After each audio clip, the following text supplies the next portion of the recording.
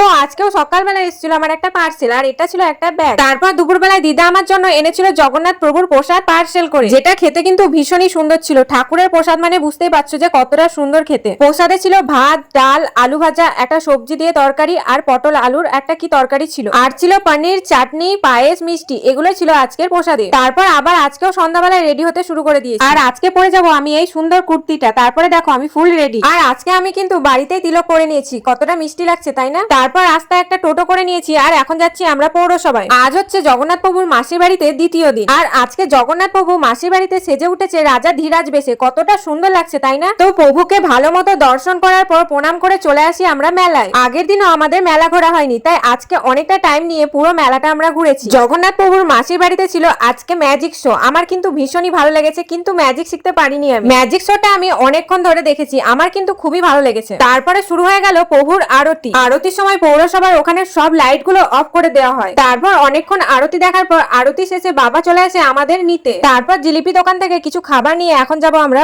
বাড়ি যাওয়ার সময় গাড়ি থেকে বাবা আমাকে এই ছাতাটা বের করে হাতে দেয়। কতটা সুন্দর তাই না? এই ছাতাটা বাবা আমার জন্য কিনে এনেছে। ছাতাটা আমার ভীষণই পছন্দ হয়েছে, সামনে থেকে দেখতে কিন্তু খুবই সুন্দর। দেখা হচ্ছে তোমাদের সঙ্গে নেক্সট ভিডিওতে। আজকের মতো সবাইকে টাটা।